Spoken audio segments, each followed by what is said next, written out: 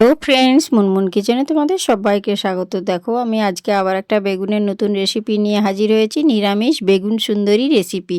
তো এই রেসিপিটা কিন্তু অসাধারণ, নিরামিষের দিনে একেবারে জমে যাবে। তো সম্পূর্ণ রেসিপিটা দেখো তোমাদের সঙ্গে শেয়ার করছি। প্রথমে দেখো একটা বেগুনকে ভালো করে ধুয়ে এইভাবে গোল গোল করে কেটে নিয়েছি। বেগুনগুলো ঠিক এইভাবেই মোটা মোটা করে গোল গোল করে কাটতে হবে। এবারে দেখো এই বেগুনগুলোর মধ্যে সামান্য লবণ ছড়িয়ে নিলাম। তারপরে এর মধ্যে দিয়ে দেব হলুদ গুঁড়ো।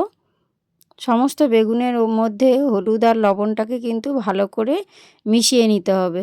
এইভাবে হলুদ আর লবণটাকে দেখো আমি একটার সঙ্গে আরেকটা দিয়ে ভালো করে এপাশ ওপাশ দুটো সাইডেই যেন নুন আর হলুদটা ভালো করে মাখানো হয়, সেটা কিন্তু লক্ষ্য রাখতে হবে।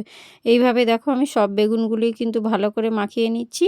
মাখানোর পর এটা কিন্তু রেস্টে রাখতে হবে 10 মিনিট মতো, যাতে সমস্ত লবণটাই বেগুনের মধ্যে প্রবেশ করে। তো দেখো এটার পেছনে এখনও পর্যন্ত লাগেনি, তার জন্য আমি ভালো করে দেখো হলুদ আর লবণটাকে একটু ভালো করে মাখিয়ে নিচ্ছি। তো সব বেগুনগুলো একটু রেস্টে আমি রেখে দিলাম 10 মিনিটের মতো। এবারে দেখো এপাশে আমি একটা মিক্সির বোলের মধ্যে নিয়ে নিচ্ছি কালো সর্ষে, 1 চামচ কালো সর্ষে। তারপর আমি দিয়ে দেব 1 চামচ সাদা সর্ষে আর কিছু কাজু। এবারে কাজু আর কালো সর্ষে আর সাদা সর্ষের একটা ঘন পেস্ট বানিয়ে নেব, যেন সর্ষেটা খুব ভালোভাবে মিহি পেস্ট হয় সেটা দেখে নিতে হবে। দেখো পেস্টটা একদম আমার রেডি। তো তোমরা চাইলে শিলনোড়াতেও বেটে নিতে পারো, কোনো সমস্যা নেই। তো এবারে দেখো একটা বাটির মধ্যে নিয়ে নিয়েছি 3 চামচ মতো টক দই। টক দইটা কিন্তু অবশ্যই, না হলে কিন্তু বেগুন সুন্দরী রেসিপিটা ভালো হবে না। তো দেখো এবারে একটা গ্যাসের উপর ফ্রাই প্যান বসিয়ে দিয়েছি। এবারে এর মধ্যে দিয়ে দিলাম সর্ষের তেল। তো তেলটা কিন্তু ভালো করে গরম করতে হবে, না হলে কিন্তু মোটেও বেগুনগুলো ভালো করে ভাজা যাবে না। তো সম্পূর্ণ রেসিপিটা দেখো আমি সর্ষের তেলেই করব।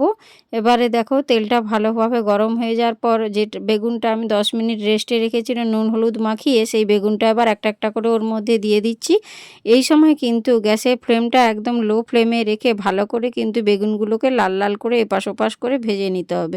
তো শীতের দিনের বেগুন মানে জানো তোমরা নরম বেগুন, তো ভালোভাবে আলতো আলতো করে খুন্তির সাহায্যে এপাশ ওপাশ উল্টে কিন্তু ভালো করে ভাজতে হবে। তো আমি একটু ঢাকা দিয়ে রেখেছিলাম যাতে বেগুনটা ভালো করে ভাজা হয় এবং বেগুনটা খুব তাড়াতাড়ি নরমও হয়ে যায়। তো দেখো একটা সাইড আমার ভাজা হয়ে গিয়েছে, আমি অপর সাইডটা এভাবে খুন্তির সাহায্যে উল্টে নিচ্ছি। দিয়ে দুটো সাইডই কিন্তু একদম লাল লাল করে একটু ভেজে নিতে হবে। তো ভাজার সময় কিন্তু গ্যাসের ফ্লেমটা একদম লো ফ্লেমে রাখবেন, নাহলে কিন্তু বেগুনটা চুঁয়ে যেতে পারে। তো দেখো এইভাবে উল্টে পাল্টে আমি সব বেগুনগুলো ভালো করে ভেজে নিচ্ছি। এবারে আবার একটু ঢাকা দিয়ে 2 মিনিট মতো রেখে দেব। এতে দেখবে বেগুনটা খুব সুন্দর ভালো ভাজা হয়ে যাবে এবং খুব সুন্দর নরমও হয়ে যাবে। তো দেখতেই পাচ্ছ বেগুনটা মোটামুটি আমার ভাজা হয়ে গিয়েছে। এবারে আমি ছান্তার সাহায্যে বেগুনগুলোকে তুলে তুলে একটা পাত্রের মধ্যে রেখে দেব। তো বেগুনটা কিন্তু ভালো করে তেল ঝারিয়ে নিতে হবে।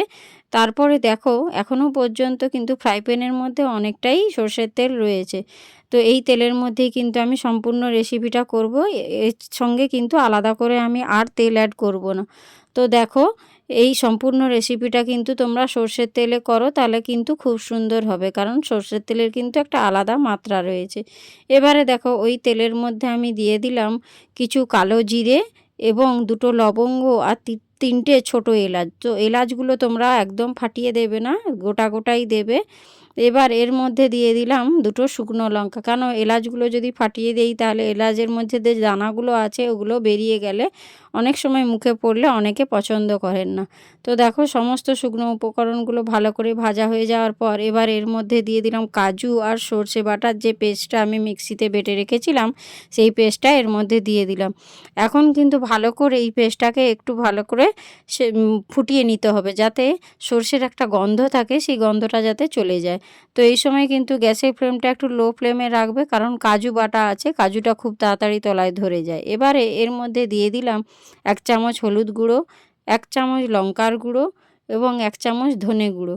সমস্ত গুঁড়ো মশলাগুলোকে দিয়ে ভালো করে খুন্তির সাহায্যে নেড়েচেড়ে একটু ভালো করে কষিয়ে নিতে হবে। দেখবে তাহলে যে গুঁড়ো যে মশলাটা দিয়েছি তার গন্ধটা একদম চলে যাবে এবং রেসিপিটা কিন্তু খেতে খুব সুন্দর হবে। নিরামিষের দিনে দেখো এইভাবে বেগুন সুন্দরী রেসিপিটা একবার হলেও করো। তো দেখো আমার কিন্তু যে মশলাটা ছিল সেটা থেকে তেল ছেড়ে বেরিয়ে এসেছে। এবার এর মধ্যে দিয়ে দিলাম 3 চামচ টক দই। তো টক দইটা দেওয়ার পরও কিন্তু আবারও ভালো করে নেড়ে চেড়ে একটু কষিয়ে নিতে হবে যতক্ষণ না মশলাটা থেকে তেল ছেড়ে বেরিয়ে আসছে। এই সময় কিন্তু বারবার বলছি গ্যাসের ফ্লেমটা লো ফ্লেমে রাখবে, যেহেতু কাজু বাটা আছে ওটা কিন্তু তলায় ধরে যাবে। তো দেখো লো ফ্লেমেই মোটামুটি ভালোভাবে আমি একটু কষিয়ে নিচ্ছি। কষতে কষতে দেখো মশলা থেকে তেল ছেড়ে বেরিয়েছে। এবার এর মধ্যে দিয়ে দিলাম 1 চামচ চিনি। তো চিনিটা দেওয়ার পরে একটু নাড়িয়ে চাড়িয়ে নিচ্ছি। এবারে এর মধ্যে দিয়ে দেব স্বাদ মতো লবণ। দেখো এর মধ্যে দিয়ে দিলাম স্বাদ মতো 1 চামচ লবণ। লবণটা দেওয়ার পর সামান্য একটু কাজু বাটার যে বাটিটা ছিল সেই বাটিটা ধোয়া একটু জল দিয়ে দিলাম। এবারে একটু মশলাটাকে 2 মিনিট মতো ফুটিয়ে নেব। কারণ আমি নুন আর চিনিটা যেহেতু দিলাম এইমাত্র, তো এটা দেওয়ার পর একটু ফুটিয়ে নিতে হবে। তো মশলাটা ফুটে গেল, দেখো ফুট ধরতে শুরু করে দিয়েছে। এবারে আমি ভেজে রাখা যে বেগুনগুলো ছিল একটা একটা করে ওই মশলার মধ্যে দিয়ে দেব। তো বেগুনটা দেওয়ার সময় খেয়াল রাখতে হবে বেগুনটা কিন্তু বেশি নাড়াচাড়া করা যাবে না, তাহলে কিন্তু বেগুনগুলো ভেঙে যেতে পারে।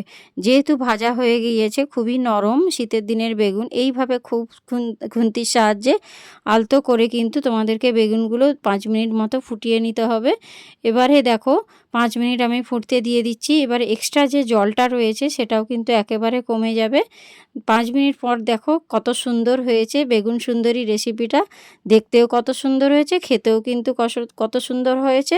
বেগুন সুন্দরী রেসিপিটা আমার একেবারে রেডি। এবারে এটা একটা প্লেটের মধ্যে সার্ভ করে দেবো। তো নিরামিষের দিনে এইভাবে একবার বেগুন সুন্দরী রেসিপিটা রান্না করে দেখো, অসাধারণ খেতে লাগবে। আমি কথা দিতে পারি যে এই রেসিপিটা দুর্দান্ত স্বাদের হয়েছে। তো তোমরা কার কার আমার রেসিপিটা ভালো লেগেছে তোমরা একটু লাইক, কমেন্ট, শেয়ার করে পাশে থেকো। আজকের মতো টাটা, বাই বাই।